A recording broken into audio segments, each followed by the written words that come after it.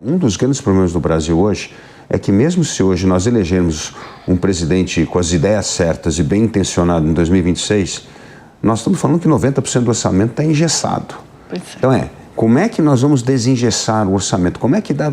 Nós temos que aprovar uma medida para desconstitucionalizar gasto público. O que nós temos que fazer para desatar esse nó? Porque senão até um bom presidente vai ter enorme dificuldade em fazer os cortes que nós precisamos.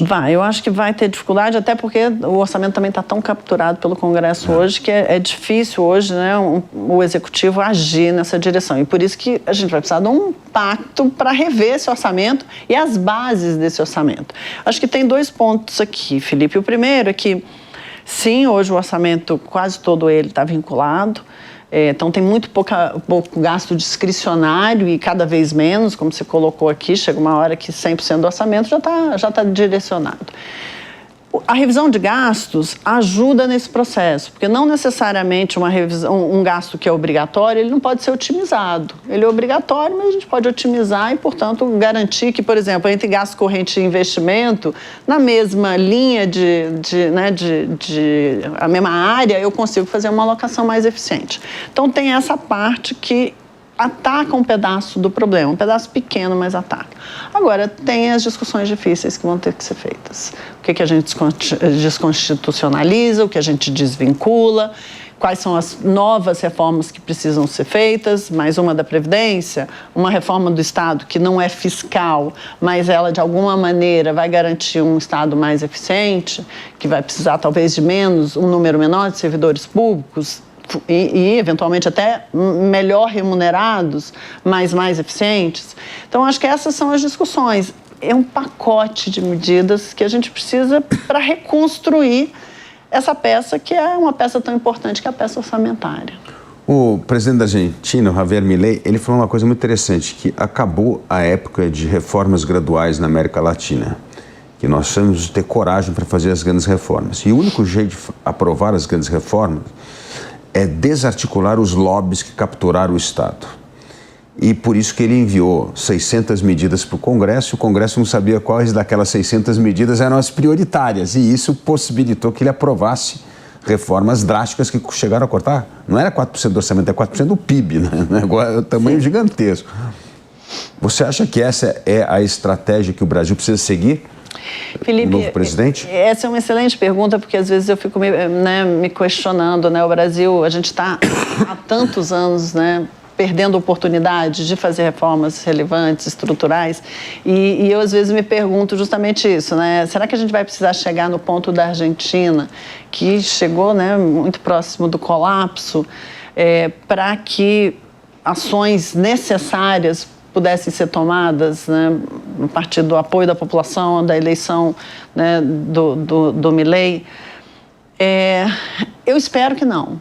Eu espero que a gente seja capaz de, né, à medida que fique claro que a gente precisa avançar em reformas, mesmo que de forma gradual, mas pelo menos avançar nas reformas importantes, a gente consiga. A gente fez isso em algumas janelas. Quando a gente olha a reforma da Previdência, a reforma trabalhista, elas aconteceram. O processo de privatização lá atrás, a própria criação, né, de todo o arcabouço fiscal, todo o arcabouço institucional de metas para a inflação. Então, a gente teve janelas, e janelas em situações políticas muito adversas. Né? O próprio governo Temer, que teve ali 18 meses em que reformas muito importantes foram aprovadas.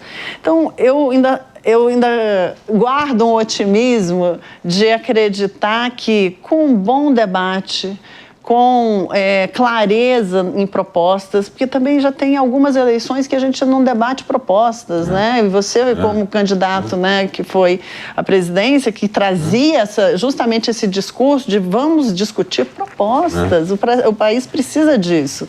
Então, o meu otimismo é que eu acho que a gente é capaz de fazer isso, de resgatar esse debate de o que precisa ser feito, por que precisa ser feito e, eventualmente, conseguir avançar sem uma grande ruptura. Ana Carla, você que está no setor privado, teve uma atuação pública importante. Este ano de 2026, uma coisa fundamental é a mobilização da sociedade civil. uma das coisas que mais me entristecem no Brasil hoje é a apatia cívica, né? Existe uma certa apatia cívica e um certo cinismo em relação à política que dificulta essa mobilização da sociedade civil em torno dos temas importantes. O que nós podemos fazer para mobilizar a sociedade civil em torno dessa agenda, principalmente as associações de classe, né? Fiesp, Fierj, Associação do Comercial, tem tantas, OAB, tantas instituições importantes para colocar o dedo na ferida e despertar a discussão dessas grandes reformas que o Brasil precisa enfrentar neste ano eleitoral, que é o ano onde essa discussão precisa ocorrer. Felipe, eu, assim, tô como você, assim, eu olho e falo, nós temos um país que precisa de reformas, nós temos diagnósticos que são, inclusive, repetidos. A cada 4 anos a gente traz os mesmos diagnósticos, a cada 4 anos a gente faz livros de propostas de reformas, mas enquanto a sociedade civil não se mobilizar de fato em torno do que precisa ser feito, eu concordo com você que a gente tem muita dificuldade de avançar.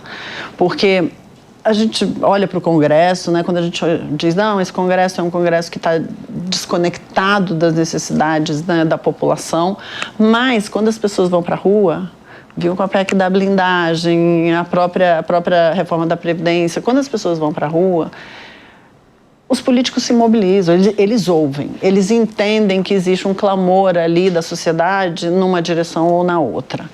E eu acho que é isso que falta. E a gente está, né, às vésperas de um ano eleitoral, eu acho que esse é o momento, né, de fazer essa mobilização, de buscar essas entidades representativas para que elas convirjam em torno de uma agenda. Tem alguns, de novo, né, como em cada 4 anos, tem livros que vão sair agora de propostas, e a ideia é justamente a gente chamar a atenção para a necessidade da população, das entidades, né, de representativas se mobilizarem, porque o país não pode chegar num ponto de ruptura. A gente não precisa. É um país que tem condições, tem diagnóstico, tem pessoas competentes para fazerem as reformas que a gente precisa. Mas, para isso, estou 100% com você. Se a sociedade civil não se mobiliza, a gente vai passar mais uma eleição, eventualmente lá debatendo costumes, debatendo direita, esquerda, polarizado, sem agenda, que é a agenda importante, de fato, sendo debatida e sendo analisada e sendo escolhida. Mas a gente precisa debater a agenda.